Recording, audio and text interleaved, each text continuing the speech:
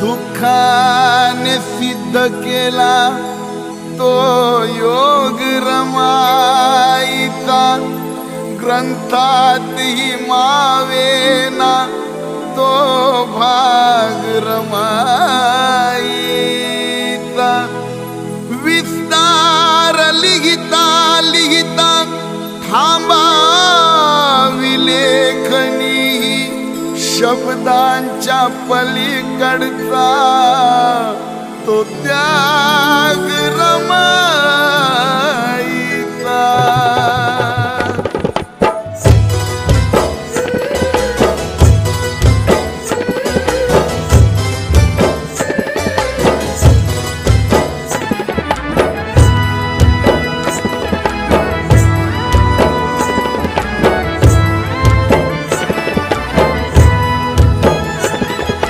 गरिबीच्या संसारात भान ठेवूनी, अंधाराच्या पाऊलाची वाट होऊनी। गरिबीच्या संसारात भान ठेवूनी, अंधाराच्या पाऊलाची वाट होऊनी। या साहेबाच्या बायकोला, साहेबाच्या बायकोला बघो ना कुणी, येई रम संध्याकाळी, येई रम संध्याकाळी, डोईवर मोळी घेऊनी, येई रम संध्याकाळी, डोईवर मोळी घेऊनी। माऊली तिरमा माऊली, माऊली तिरमा माऊली, माऊली तिरमा माऊली, माऊली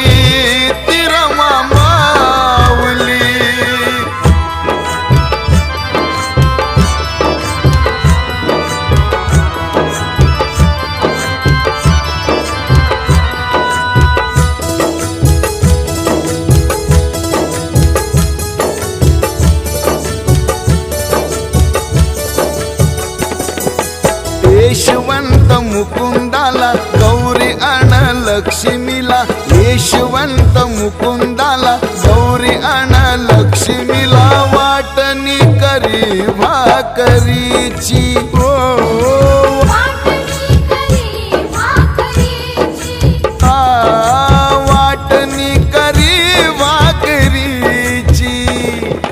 साहेबाला सांगू कसे स्वतः ती उपवाशी असे, साहेबाला सांगू कसे स्वतः ती उपवाशी असे। कथा ही रमा माऊलीची, कथा ही रमा माऊलीची, कथा ही रमा माऊलीची।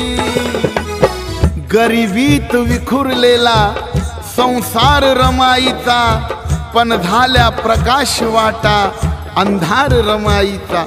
कसली जीवन कसोटी, कसली ती जिद्द मोठी, भोगाया दुःख सारे होकार रमाईचा। स्वप्नात वादळाने उद्ध्वस्त केले सारे, स्वप्नात वादळाने उद्ध्वस्त केले सारे। संसारी त्याग झाला साकार रमाईचा, त्या माय माऊलीची विशालता बघाती, त्या माय माऊलीची विशालता बघाती। भीमायनात दिसला आकार रमाईचा, केले आघात मोठे दुःखाच्या डोंगराने, केले आघात मोठे दुःखाच्या डोंगराने।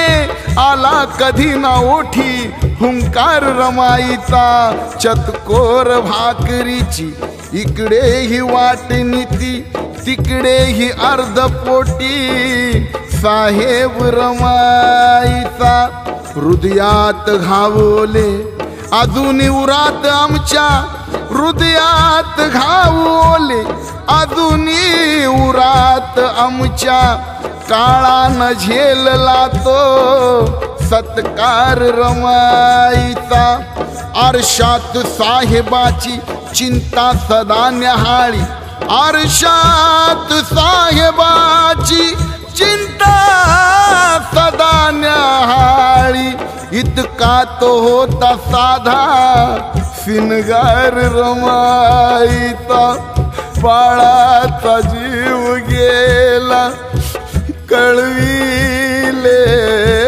ना पतीला बाळाचा जीव गेला कळविले ना पतीला इतका कठोर सागर निर्धार रमाईचा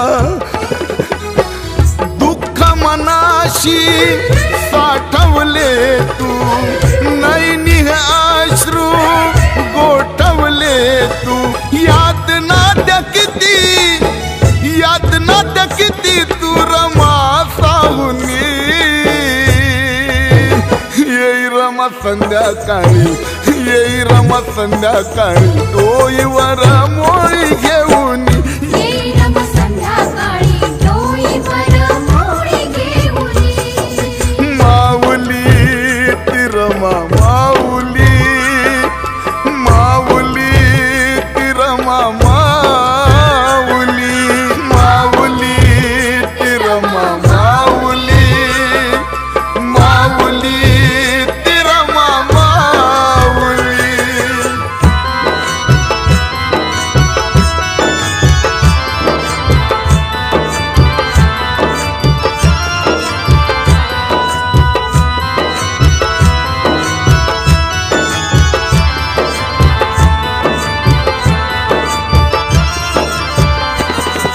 लाकडाचा भारा डोई अंधारातून घरी येई लाकडाचा भारा डोई अंधारातून घरी येई नाव राखण्याच्या धन्याचं नाव राखण्याच्या धन्याचं नाव राखण्याच्या धन्याचं साहेबांची नवलाई साता समिंदरा ठाई साहेबांची नवलाई साता समिंदरा ठाई मोल जाणलं कुंकुवाचं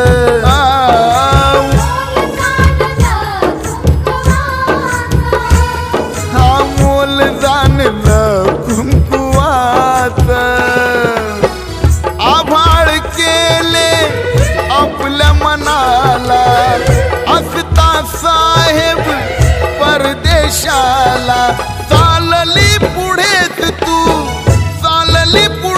तू आधार होऊन येई रमा संध्याकाळी येई रमा संध्याकाळी डोईवर मोळी घेऊन येई रमा संध्याकाळी डोईवर मोळी घेऊन माऊली तिरमा माऊली माऊली तिरमा माऊली माऊली तिरमा माऊली माऊली तिरमा माऊली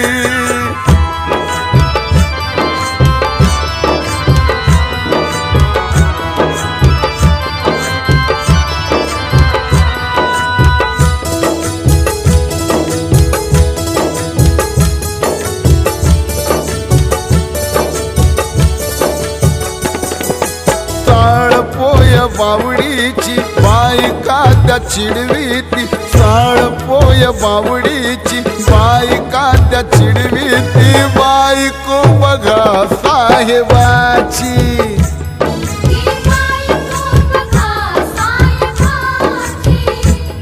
आह बायको बघा साहेबाची लुगडना घालायला सोडून त्या ठिगळाला लुगडना घालायला, सोडून त्या ठिगळाला गरिबी अशी या रमाची. ओ गरिबी अशी याद माझी. गरिबी अशी या रमाची. बांधवांनो, माझ्या माय माऊल्यांनो, बांधवांनो, माझ्या माय माऊल्यांनो, बाबासाहेब परदेशात शिकायला गेले असता इकडे रमा माता फार हलाखीत जीवन जगत होत्या. उपासमार सहन करावी लागत होती. लेकरा बाळांना दूध तर सोडात, पाण्यात पीठ टाकून पेऊ घालणं कठीण झालं होतं. तशात रमा माता बाबासाहेबांना पत्र लिहितात, साहेब मला जगणं कठीण झालंय, काहीतरी मदत पाठवा. दुकानवाला वाणी उधार अन्नधान्य देत नाही, दूधवाला उधार दूध देत नाही, डॉक्टर औषध देत नाही. साहेब मी काय करावं, काही सुचत नाही. साहेब मला लवकरात लवकर मदत पाठवा. बाबासाहेबांचं उत्तर म्हणून रमा मातेच्या हातात पत्र येतं. ते पत्र मिळाल्यावर रमा मातेनं आनंदानं पत्र उघडलं आणि वाचायला सुरुवात केली. ते पत्र वाचायला सुरुवात केली तेव्हा रमा मातेच्या डोळ्यातून अश्रूच्या धारा वाहू लागल्या. बाबासाहेब लिहितात, माझे रमा, माझा आधार रमा, माझे लाडके रमा, माझं जीवन रमा. रमा तुझे पत्र मिळाले बघ, वाचून अतिशय दुःख झाले, माझं काळीच फाटल्यासारखं झालं बघ, पण मी काय करू रमा. अगं रमा, इकडे माझी परिस्थिती सुद्धा अतिशय बिकट आहे. पुस्तके विकत घेऊन घरी अभ्यास करणे मला कठीण झालंय, कारण माझ्याजवळ पैसे नाहीत. म्हणून मी तासनतास लायब्ररीमध्येच अभ्यास करतो. लायब्ररी बंद होताना बाहेर जाणारा सर्वात शेवटचा विद्यार्थी हा तुझा भिवात असतो ग रमा. अगं लायब्ररी लवकर उघडते आणि मला हवे असलेले पुस्तक दुसऱ्याने घेऊ नये म्हणून लायब्ररी उघडायच्या आधीच मी जाऊन लायब्ररीच्या पायरीवर बसतो.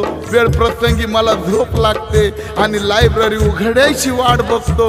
लायब्ररी उघडल्यावर मला हवे असलेले पुस्तक घेतो आणि तासन तास मी वाचत बसतो. रमा माझ्याजवळ जेवणासाठी सुद्धा पुरेसे पैसे नसतात. मी लायब्ररीत बसून भूक लागली तर एक ब्रेडचा तुकडा खाऊन मला दिवस काढावा लागतो रमा. आणि कधी कधी तर नुसता पाण्याचा घोट घेऊन, नाही तर पाण्याच्या घोटाशिवाय मी अभ्यासात तासन तास मग्न असतो रमा. माझ्या इथे आई बहीण भाऊ कुणीच नाही ग रमा. मला भूक लागली, तहान लागली, विचारणार इथे मला कोण नाही रमा. घरात असेल नसेल मोडून खा, मी समजू शकतो रमा, पण मी लांब आहे. घरात असेल नसेल ते मोडून खा, सध्याची वेळ काढून घे बघ, आणि मी मायदेशी आल्यावर सर्व व्यवस्थित होईल. रमा मातेला हे वाचून डोळ्यातून अश्रूचा पूर वाहू लागला. अरे माझे साहेब ब्रेडचा तुकडा खाऊन जगत आहेत, माझे साहेब पाण्याच्या घोटावर जगत आहेत, लायब्ररीच्या पायरीवर बसत आहे, झोपत आहे, आणि मी बाई वेडी का खुळी ग. अगं बाई मी वेडी का खुळी, माझ्या डोक्याला काय झालं ग बाई. मी त्यांना उगाच हे सगळं कळवलं ग, हे कळून त्यांना त्रास दिला.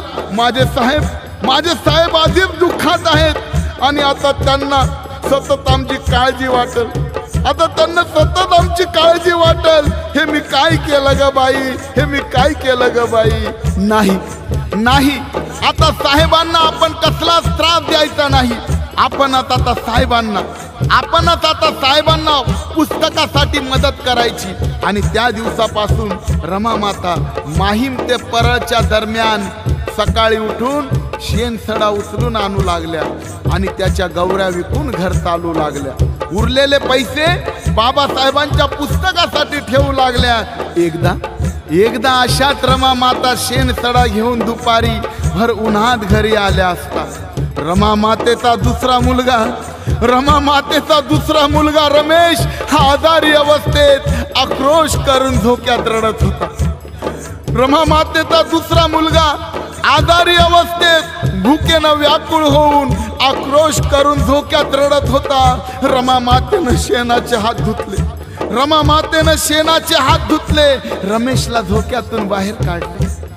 जसे एका माऊलीने आपल्या रडणाऱ्या मुलाला छातीशी लावावे, तसे रमा मातेनं एका बाजूला रमेशला छातीला लावून त्याला गप्प करायचा प्रयत्न केला. पण रमेश गप्प झाला नाही. पुन्हा रमा मातेनं रमेशला दुसऱ्या बाजूला लावले, तरी रमेश गप्प झाला नाही. गप्प तरी कसा राहील? ज्या मातेपासून त्या रमेशला दूध मिळाले पाहिजे होते, त्या मातेच्या पोटातच कितीतरी दिवसापासून अन्नाचा कण नव्हता. त्या मातेच्या पोटात अन्नाचा कण नव्हता. मग त्या मातेला दूध तरी कसे येईल? बाळ रमेश आक्रोश करून रडत होता. रमा माता त्याच्याकडे बघून ढसा रडत होत्या. त्याचा चेहरा हातात घेऊन रमा माता ढसा रडत होत्या. बाळ रमेश सुद्धा आक्रोश करून रडत होता. रडता उचक्यात येत होता. आणि उचक्यात येतच त्या माऊलीच्या रमेशने रमा मातेच्या हातातच जीव सोडला. आभाळ फाटावं, ही धरणी फाटावी, अरे इतिहासाची पानं कमी पडावी, तशी व्यथा रमा माऊलीची. बांधवांनो, हा प्रसंग 2013 साली नागोटने या ठिकाणी साधना मेश्राम आणि राजू बागुल यांचा वैचारिक भीमगीतांचा सामना असताना थोर साहित्यिक माझे काका दिवा बागुल त्या ठिकाणी वक्ते म्हणून आले असताना त्यांच्या मुखातून हा ऐकलेला मी प्रसंग, आणि 2013 पासून प्रत्येक व्यासपीठावर प्रत्येक कार्यक्रमामध्ये हा प्रसंग मी गात आहे. पण आज या गाण्यातून हा प्रसंग तुमच्या समोर मांडला. आमचे काका दिवा बागुल आणि नागोटण्याचे ज्यांनी तो कार्यक्रम आयोजित केला, VK जाधव साहेब, यांचे मी आभार मानतो. घडवून गेली ही नवलाई, एकच सागर थोर रमाई, कोटी कोटी तानुल्याची माय होऊन येई रमा संध्याकाळी डोईवर मोळी घेऊन,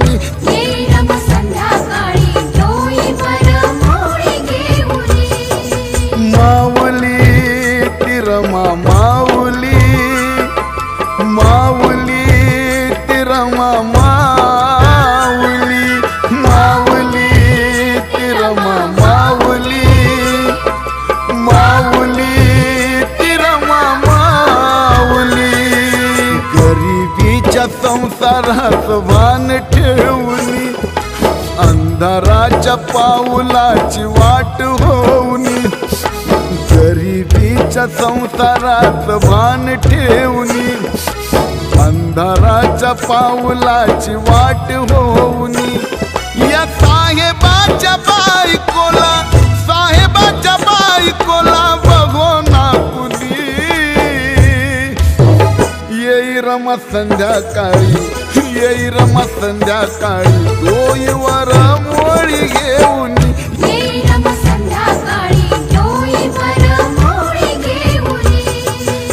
माऊली तिरमा माऊली तिरमा माऊली तिरमा माऊली तिरमा माऊली तिरमा माऊली तिरमा